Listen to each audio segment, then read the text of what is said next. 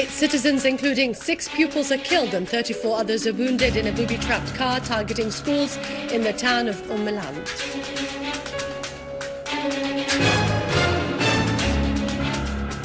Prime Minister al-Halaqi tells the Australian delegation that the state supporting terrorists will pay a high price.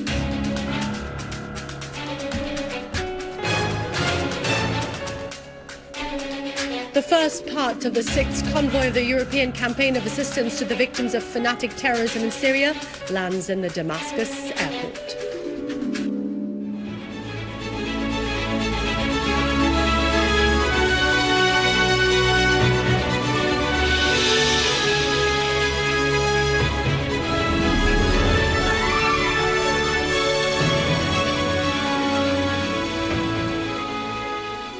Good afternoon, welcome to our news bulletin. I'm Dania Nizam.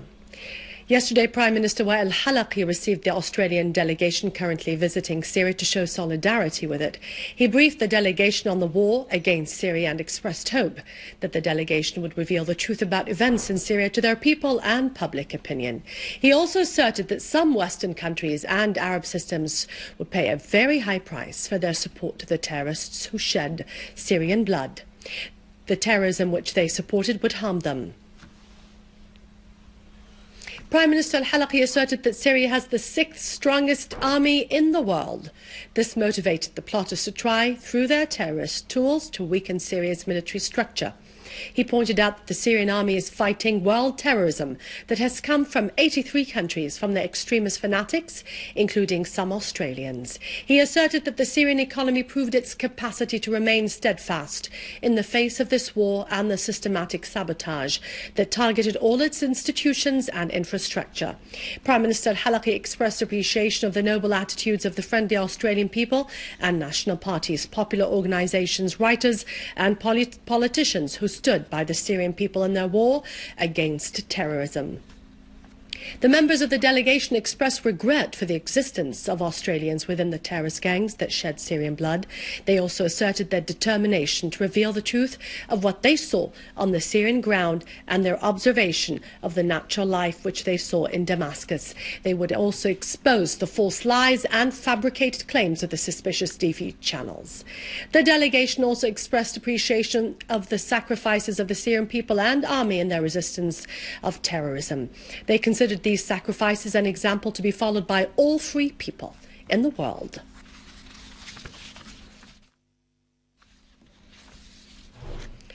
The Australian delegation was also received by the Deputy Foreign Minister Dr. Faisal Miqdad, who asserted the keenness of the Syrian leadership to contribute to the success of the Geneva II conference through finding the peaceful solution to the crisis. He pointed out that priority in this field would be combating terrorism. Professor Anderson, leader of the delegation, asserted that all Australians reject arming and sheltering terrorists because this would be against democracy and the rules of international law. To show the solidarity of the Australian people and WikiLeaks party with the difficulties that Syria is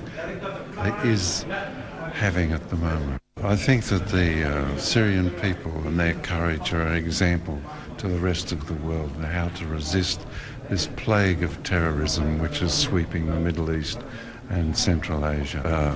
We'll continue to expose the truth to the Australian people and to our international audience.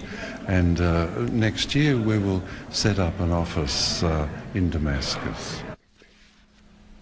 The delegation also met the Minister of Higher Education, Dr. Malik Ali, who stressed the importance of Syrian communities abroad and their contribution to the development of scientific and cultural relations between Syria and all the countries of the world, acquainting them with Syria's humanitarian civilization, which respects brotherhood and fights terrorism.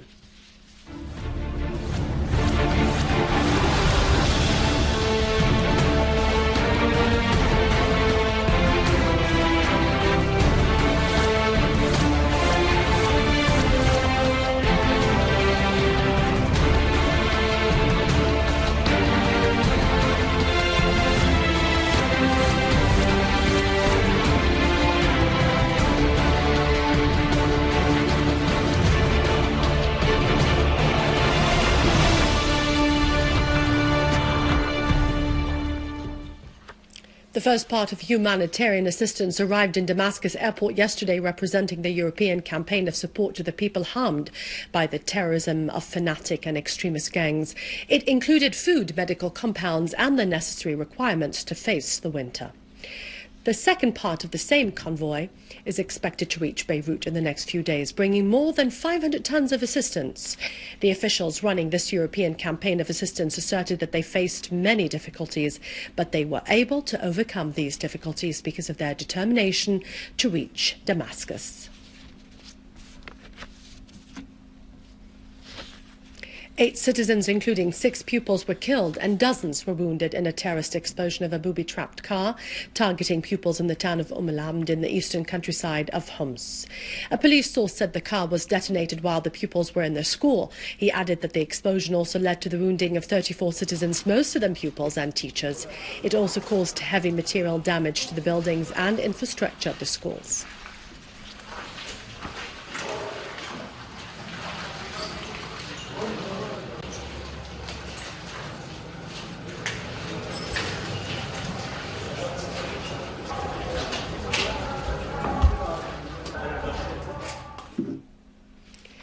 The terrorists attacked the residential quarter of al-Hamadaniya in Aleppo with mortar shells that led to the death of 5 citizens and the wounding of several others. The terrorists fired the mortar shells against houses, causing heavy material damage to several houses and vehicles.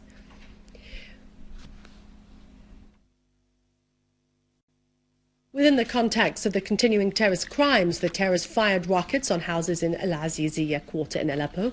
This caused a large fire in a storehouse of food supplies and heavy material damage in a number of houses, but no human casualties were reported.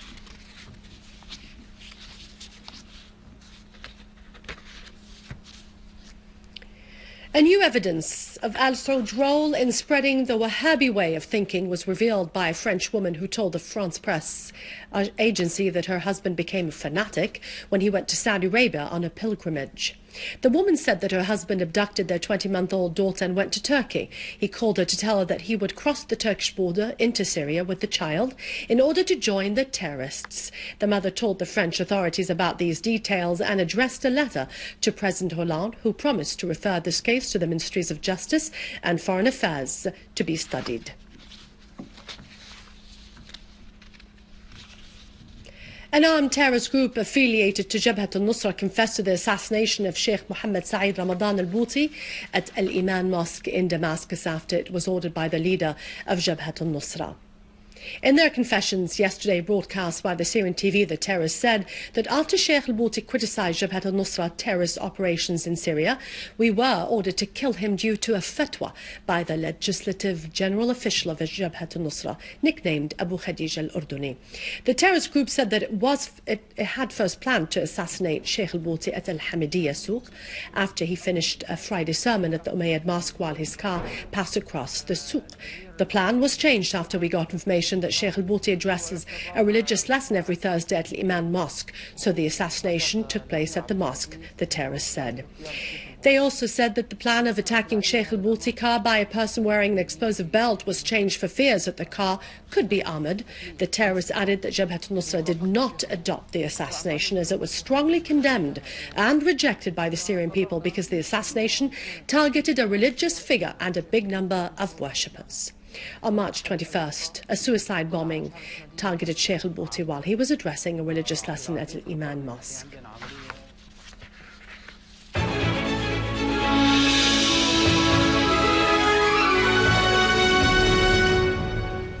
ALTC, Advanced Language Training Center, organized an activity under the title A Damascene Day. This event included information about the social activities of the Syrian community.